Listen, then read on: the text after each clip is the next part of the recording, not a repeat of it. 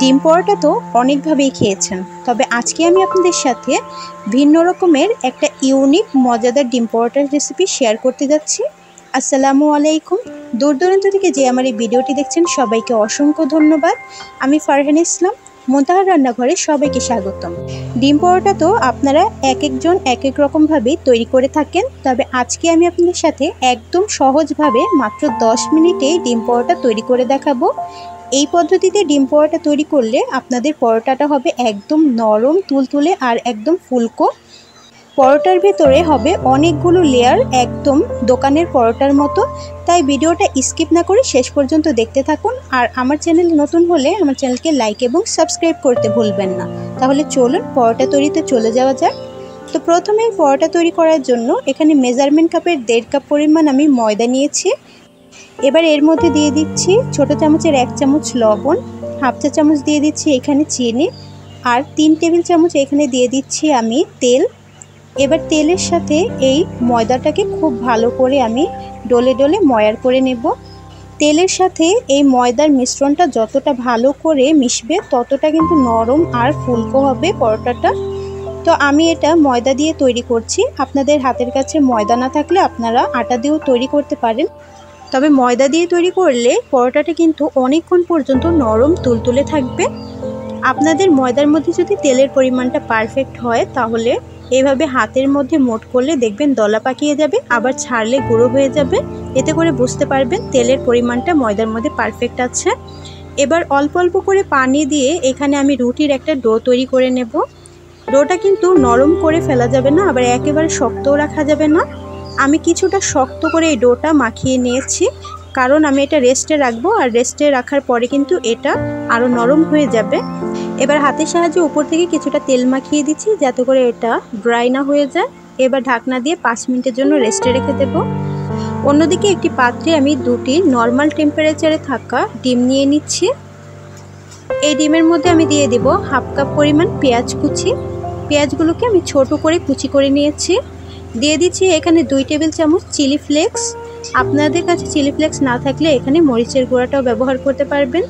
দিয়ে দিচ্ছি এখানে 2 টেবিল চামচের মতো ধনেপাতা কুচি, আর দিয়ে দিচ্ছি ছোট চামচের 1 চামচ পরিমাণ লবণ।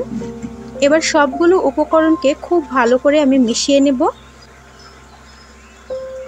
অবশ্যই ডিমটাকে খুব ভালো করে কিন্তু ফেটিয়ে নিতে হবে।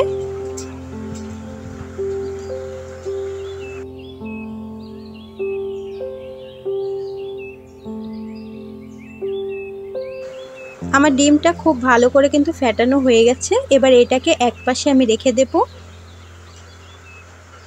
অন্যদিকে যেই ময়দার খামিরটাকে আমি রেস্টে রেখেছিলাম, দেখুন কতটা পরিমাণ এটা নরম হয়ে গেছে। এবার এই ডোয়ের থেকে আমি বড় বড় করে কয়েকটা লেচি কেটে নেব। যেহেতু আমি পরোটা তৈরি করব তাই লেচির সব পরিমাণটা কিন্তু একটু বড় করেই রাখতে হবে। তো আমি 1.5 কাপ পরিমাণ ময়দার থেকে 5টা লেচি কেটেছি। এগুলোকে গোল গোল করে এভাবে হাতের সাহায্যে শেপ দিয়ে নেব।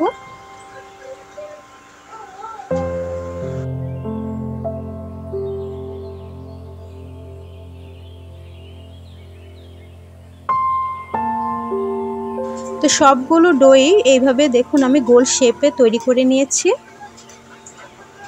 এবার এখান থেকে একটা ডো রেখে আমি বাদবাকি ডোগুলোকে ঢাকনা দিয়ে ঢেকে রেখে দেব যাতে করে শক্ত না হয়ে যায়।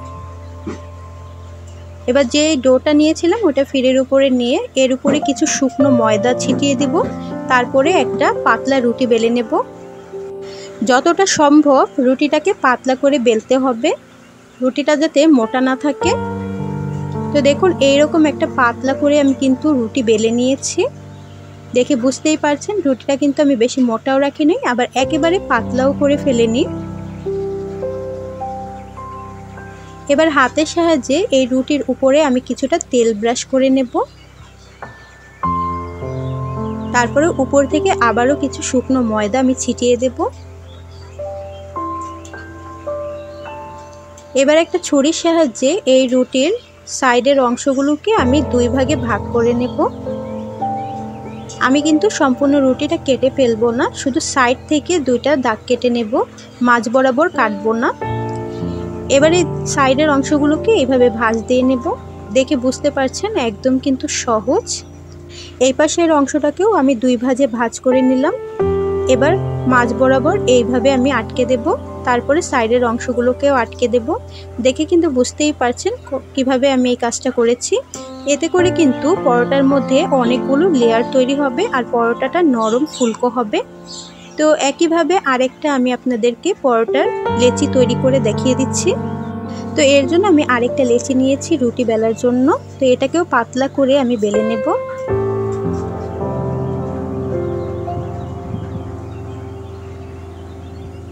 তো পাতলা আর বড় করে একটা রুটি বেলে নিয়েছি।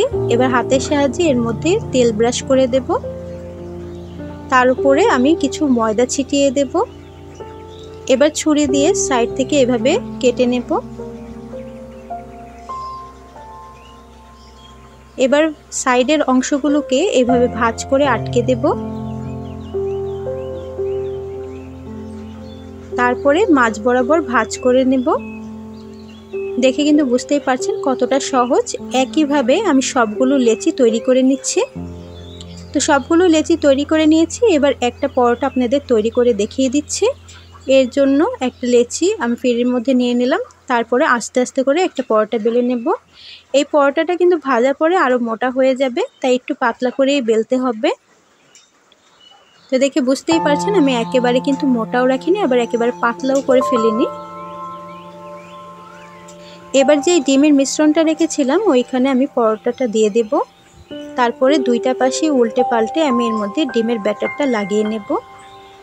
পরোটাটা ডিমের মধ্যে দেওয়ার সাথে সাথেই কিন্তু তেলে ভেজে নিতে হবে, একটুখানিও রাখা যাবে না, এতে করে কিন্তু পরোটাটা আর ভাজতে পারবেন না। তো একটি প্যানের মধ্যে আমি কিছুটা পরিমাণ তেল গরম হতে দিয়ে দিয়েছি। এবার এর মধ্যে আমি পরোটাটা দিয়ে দেব। অবশ্যই তেলটাকে একটু ভালো করে গরম করে তারপরে পরোটাটা দিবেন। পরোটাটা দেওয়ার পরে মিডিয়াম আঁচে তারপরে পরোটাটা ভেজে নিতে হবে।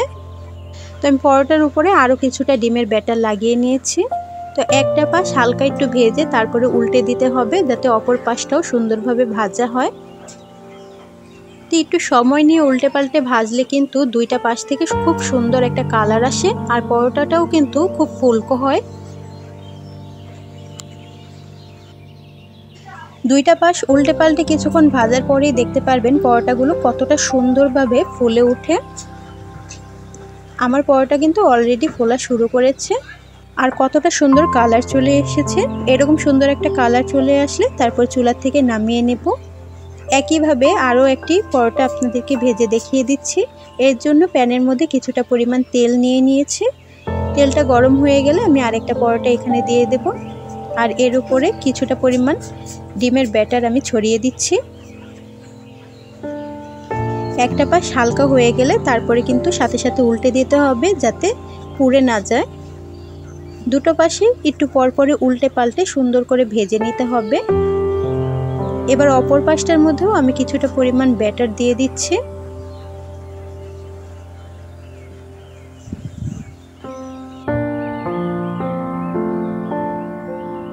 দুইটা পাশে সুন্দর করে উল্টে পাল্টে তারপরে ভেজে নিতে হবে। আশা করছি আপনারা কিন্তু দেখে বুঝতে পারছেন আমি কিভাবে পরোটাগুলো ভেজে নিচ্ছি। আমার চ্যানেলে এছাড়াও আরও অনেক মজাদার আর ইউনিক পরোটা রেসিপি দেওয়া আছে, চাইলে আপনারা ওই রেসিপিগুলো দেখে আসতে পারেন। মাত্র অল্প সময়ে আর অল্প উপকরণে আপনারা ঝটপট ওই পরোটাগুলো তৈরি করে ফেলতে পারবেন। যারা সকালের নাস্তায় ভিন্ন ভিন্ন রকমের পরোটা তৈরি করতে চান তারা চাইলে আমার চ্যানেলে গিয়ে ওইসব পরোটা রেসিপিগুলো দেখে আসতে পারেন। আশা করছি আপনাদের অনেক ভালো লাগবে আর উপকারেও আসবে। এছাড়াও আমার চ্যানেলে অনেক রকমের ভিন্ন ভিন্ন নাস্তার রেসিপি দেওয়া আছে, চাইলে আপনারা ওই রেসিপিগুলোও দেখে আসতে পারেন। তো দুইটা পাশই খুব ভালো করে আমি ভেজে নিয়েছি। এবার চুলা থেকে নামিয়ে পরিবেশন করে দেখিয়ে দিচ্ছি। তো দেখতেই পাচ্ছেন মাশাআল্লাহ কতটা সুন্দর পরোটা হয়েছে। এই পদ্ধতিতে যদি বাচ্চা বড় সবাইকে পরোটা তৈরি করে দেওয়া হয় তাহলে দেখবেন এক মুহূর্তের মধ্যেই শেষ করে ফেলবে। দেখুন কতটা নরম তুলতুলে হয়েছে এই পরোটাটা। আমি ভেতর থেকে একটু ছিঁড়ে দেখিয়ে দিচ্ছি, দেখুন কতটা পরিমাণ লেয়ার তৈরি হয়েছে। তো আশা করছি আমার ভিডিওটা আপনাদের কাছে ভালো লেগেছে। ভালো লাগলে আমার চ্যানেলকে লাইক এবং সাবস্ক্রাইব করতে ভুলবেন না, আর আমাকে কমেন্ট করে অবশ্যই জানাবেন ভিডিওটা কেমন হয়েছে। দেখা হবে অন্য কোনো ভিডিও নিয়ে, ততক্ষণ সবাই ভালো থাকবেন, সুস্থ থাকবেন। আল্লাহ হাফেজ।